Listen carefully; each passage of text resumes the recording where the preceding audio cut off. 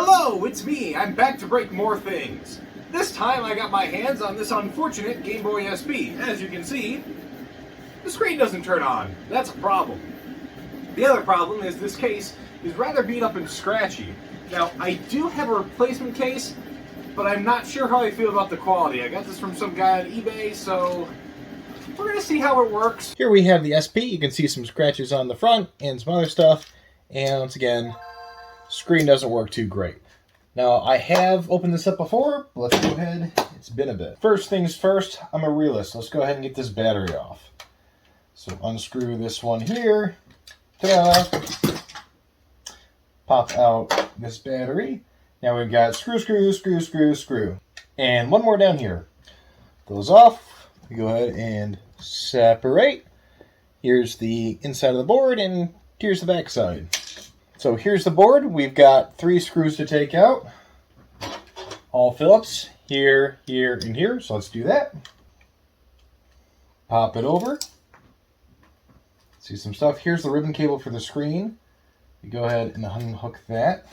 We've got our buttons in here and our speaker. That's just kind of set in here. And we've got the pads that fell onto here. And of course, a button that fell into the couch.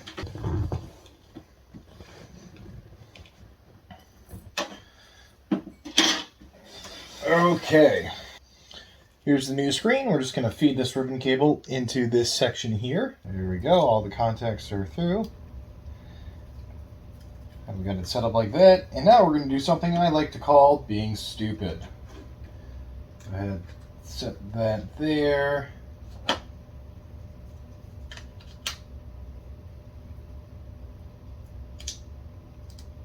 Ta-da! Game Boy. So this screen works. So here's the next step. Normally I would just pop this screen out and put the other one in and replace it and call it a day. But I do have this other case here. The reason why I want to replace it is because this one has a lot of scratches.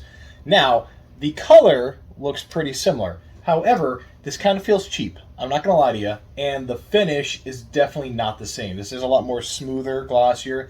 This is a bit more rough. I'm hesitant to try this.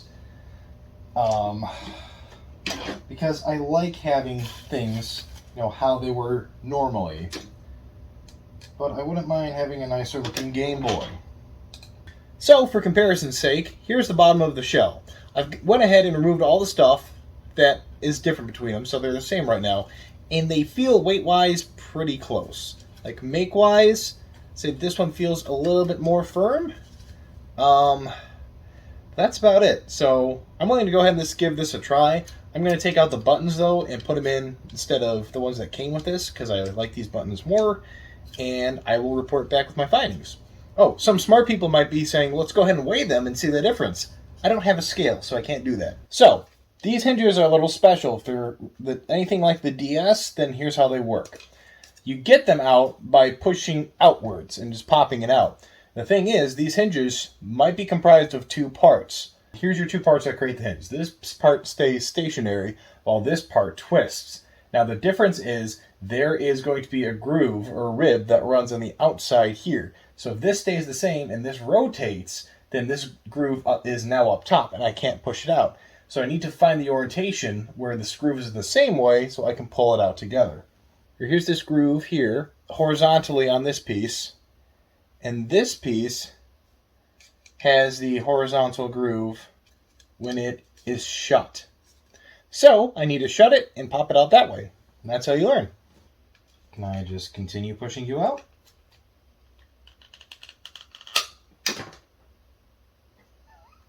Yes. Yes, I can. Cool. Here's the hinge. I'm going in and out of focus. You can see a part that stays on the one half where the bottom of the tweezers are and a part that rotates. And you can see that cap is snug up top. So it looks like all you do is just got to push them out. Now I just got to transfer it to the other one and also get the other side out. Let's do that. All right. I just kind of pumped it in. I really need some sort of microscope to show the table, but that's okay. For now anyways. All right, let's get this other one out. So, handy dandy screwdriver, this edge here, pop the little flanges into the hole. So I'm talking about the little flanges. Here's the inside of the hinge. These little black points around, those are little pressure points. So they come through, demonstration. So they kind of come through the hole, pop out, and then pressure lock. So they're like little springs, if you want to think of it that way. So I got to push them down and pop it out. Here we go. Fire in the hole, going out to tables time.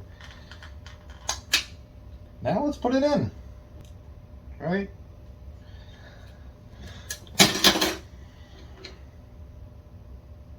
It would be terrible if I scratched it.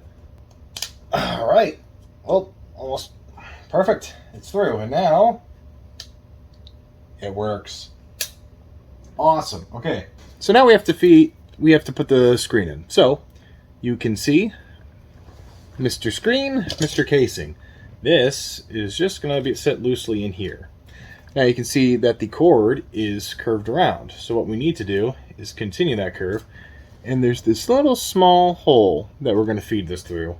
And that will in turn work its way to the motherboard. So here's the new top piece. That is just going to sit on top to cover that side. And then we get this new piece. And there's the screw hole for it. And there's a screw hole here. So we've got our motherboard out. And since we're putting it back in, now would be a good time to wipe this down if you needed. And that'd be if you see any like contacts that aren't working the best, you could wipe that down here or on the contact pads themselves. Or they could be something of, if you see corrosion, you can, wipe that off.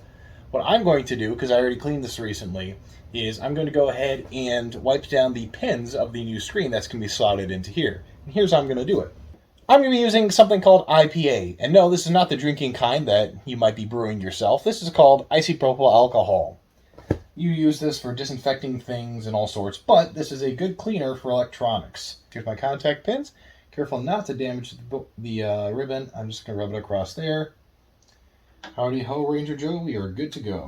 Just a heads up, as you're doing this and you're wiping things down, the thing with these Game Boy SPs is as they're getting older, this serial number is probably going to come off because this is just printed on and the isopropyl alcohol is just going to take it off. So if you want to preserve your serial number, which I've gotten rid of on some by accident, make sure you avoid this area here.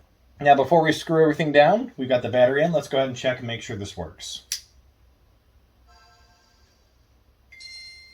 Sounds good to me. Now, the only thing left we have to do is put some decals on here. So, this Nintendo sticker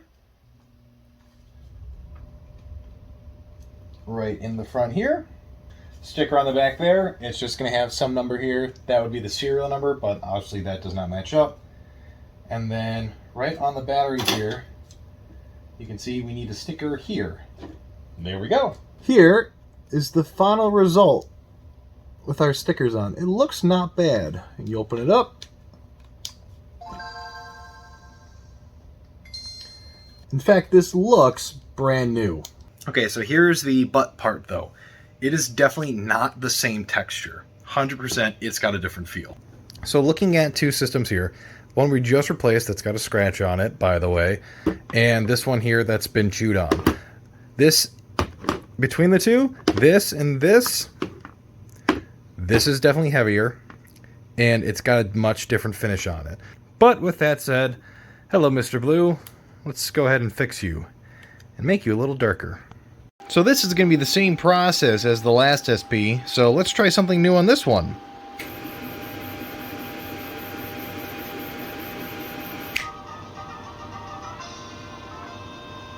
Okay, and last one.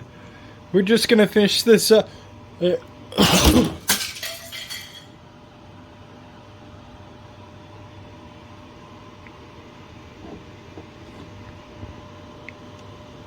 This works. And that's it. We have reshelled all of these. You know what? They all turned out pretty good. The quality is a little but otherwise I'm pretty happy with it.